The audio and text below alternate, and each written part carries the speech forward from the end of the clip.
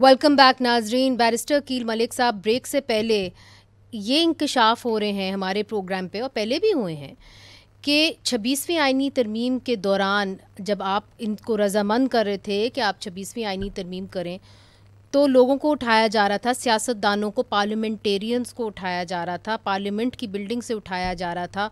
कामरान मुर्तज़ा साहब बता रहे हैं कि उनकी जमात को जान की धमकी दी जा रही थी, कई ऐसे लोगों को उनकी जमात में। तो ये किस किस्म का कंसेंसस आप बिल्ड कर रहे थे?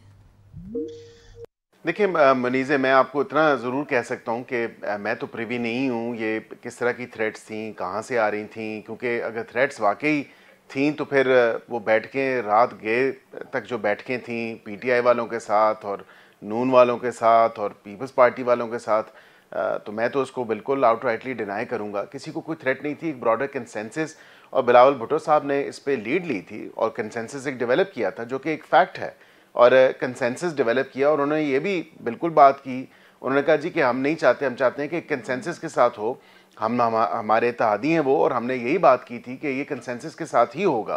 कंसेंसस रीच हुआ, जो चीज़ें देखें उस पर कंसेंसस रीच करने के लिए बिल्कुल काफ़ी चीज़ें इंक्लूड भी की गई, इनकलकेट भी की गई, इनकी तजावीज़ भी आई, और बिल्कुल कामरान साहब ने दुरुस्त फरमाया कि पीटीआई के अपने दोस्तों ने कई तजावीज़ दी और उनको नहीं, मगर जो बिल्कुल हमने तौर इंक्लूड तरीका किया। अपनाया गया, आपके पास कामरान मुर्तज़ा साहब हैं, नईम हैदर पंचोता साहब हैं, अखबारों की सुर्खियां बनी कि कैसे लोगों को पार्लियामेंट से उठा के लेके गए। तो जब आप नहीं, पार्लियामेंट से तो किसी को नहीं उठाया, पार्लियामेंट से किसी को नहीं उठाया और बाहर भी किसी को नहीं उठाया। इफ एनीथिंग, देखें वहाँ पे जो पीटीआई के लोग थे, जो गायब थे, जो इनके नहीं राब्ते में थे, वो अब हमारी तो वो जिम्मेदारी नहीं है, वो तो इनके पार्लिमानी लीडर की जिम्मेदारी है जो पार्लियामेंट के अंदर मौजूद है। और उन्होंने शो कॉज नोटिस अभी नईम हैदर पंचोटा बीएनपी साहब ने आपको मेंगल कहा ने है भी कहा था कि कि हमारे जो 2 रुकन हैं उनको भी पार्लियामेंट से किसी ने उठा लिया। ये उनकी स्टेटमेंट्स हैं।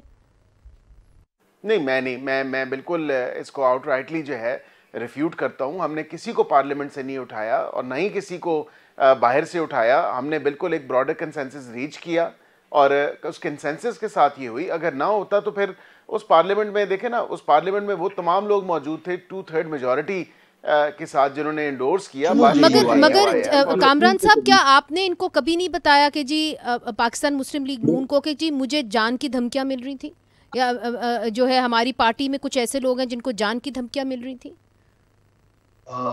ऐसा है कि जान की धमकियां मुझे डायरेक्ट नहीं मिली थी।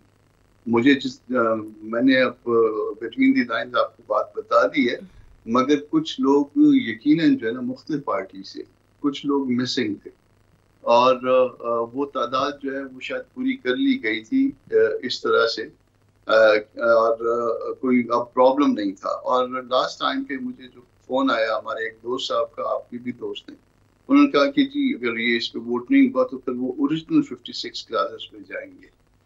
वो बात भी मैंने फिर मौलाना कन्वे कर दी थी। जाहिर है 5 चीजें जो हमारी थी और वो हमारे अपने एजेंडे के मुताबिक थी, जेयूआई के एजेंडे के मुताबिक, ये सब कुछ, ये सारी सूरत हाल सामने रख के फिर पार्लिमानी जमहूरियत में फिर कुछ ले और कुछ दे होता है। वो उसमें जो है ना वो 5 हमने चीजें ये लिए अपनी इम्प्रूव करवाई। मदरसों वाला मामला था वो करवाया, ये 6ठी चीज हो गई और फिर जो है ना इसके ऊपर वोट किया। मगर ये बात है कि इनके कम अज कम जो है ना पीटीआई के 13 अरकान ऐसे थे जो कहीं ना कहीं राब्ते में थे या कहीं ना कहीं पे उनका कोई ना कोई जो है वो मामला जो है किसी और तरह से मशकूक था।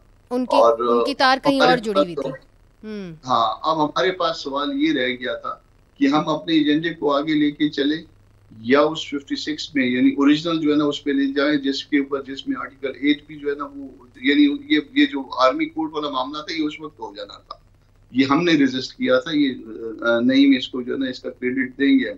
आर्टिकल 199 में जो सिक्योरिटी के नाम पे जहां पे भी कोई इशू आ जाता, आर्टिकल 199 में हाई कोर्ट के इख्तियारात को उस पे कदम था।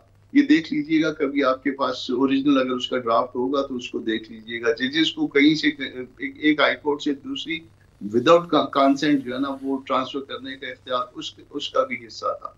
ये सारा कुछ उसमें शामिल था जिसको कर पाया। नईम साहब, आप कुछ बिल्कुल ये ठीक फरमा रहे हैं कामरान साहब, मैं इससे इत्तफाक करता हूँ। लेकिन जो बात कर रहे हैं अकील साहब, वो बड़ी अजीब सी बात कर रहे हैं कि कोई बंदा गायब नहीं था, किसी बंदे को थ्रेट नहीं दिया गया, किसी बंदे को वहाँ बरामद नहीं किया गया। तो वो तमाम तर सूरत हाल वहाँ से आ रही थी कि कैसे गाड़ियों के अंदर लोग बिठा कर ले जाए गए। कामरान साहब कह रहे हैं आपके कुछ लोग थे जिनकी तारें कहीं और जुड़ी हुई थी। नहीं देखें, फॉर एग्जाम्पल आप ये समझें कि तारें जुड़ गई थी, ठीक है जी, तो तारें जुड़ी किस तरह से थी, वो आपने तरीक़ाकार सारा देखा कि अचानक से लोग जैसे बरामद किए गए तो नज़र आ रहा था कि कोई अगर मजबूर करके पैसे दे के जिस तरीके से भी लाया गया है, अगर वो उनकी वफादारी चेंज नहीं हो रही थी तो वो फिर ये सारा छुपा के सारा क्यों किया जा रहा था। अचानक से बरामद करके दूसरी तरफ वो जाकर बैठ गए और अभी उनको ग्रांटें मिल रही हैं। वो जो केपी से थे, मुबारक जेब के जो भाई थे, ठीक है जी, वो तो आजाद थे, पंजोता साहब वो तो आजाद थे, आपके सामने उन्होंने तो ज्वाइन नहीं किया था, इसके अलावा और लोगों को फंड मिले। जी अकील साहब, आप क्या कहना चाह रहे हैं? वहाँ भी मैं कह रहा हूँ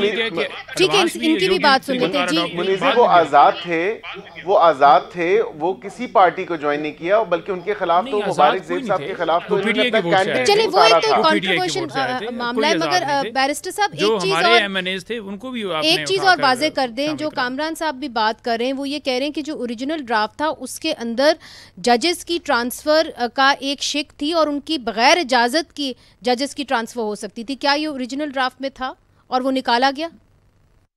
देखिए, मैं इतनी डिटेल में नहीं जाऊंगा, लेकिन बिल्कुल ये बात दुरुस्त है कि ओरिजिनल ड्राफ्ट में काफ़ी चेंजेस आए थे जो कि कंसेंसस के साथ, जिस तरह कामरान साहब ने फरमाया, मैं बिल्कुल उसकी जो है एग्री करता हूं कि हमने उसको काफ़ी चेंजेस किए ब्रॉडर कंसेंसस रीच करने के लिए। और इन्होंने अब जो इनकी तजावीज़ थी, जो पीटीआई की तजावीज़ थी, उनको भी इनकलकेट किया, जो one after the other draft change हुआ था, और उसके बाद फिर जो फाइनल ड्राफ्ट था तो उसमें इनकी तजावीज़ को शामिल किया गया था, और उसके साथ फिर वो कंटिंजेंट था, इनका वोट देना कंटिंजेंट था कि जिस तरह उन्होंने खुद फरमाया कि पार्लिमानी सियासत में कुछ ले और कुछ दे, और फिर और अगर वो वोट ना देते तो आप ओरिजिनल ड्राफ्ट ही पास कर देते। देखिए, मैं इतना ज़रूर कह सकता हूं कि जो तारें, जिस तरह आपने इशारा दिया कि तारें जुड़ी थी, बिल्कुल इनके पार्टी के लोग कई हमारे साथ राब्ते में थे, इसमें कोई ऐसी बात नहीं है। जो समझते थे कि उनकी ज़मीर की आवाज़ में वोट देना चाहते थे। कैसे राब्ते में? मैं शुक्र करें कि पंजोता साहब, आप शुक्र करें कि वो तारें जुड़ी थी, वो शॉर्ट सर्किट नहीं हुए, वो शॉर्ट सर्किट होने से बच गए। और है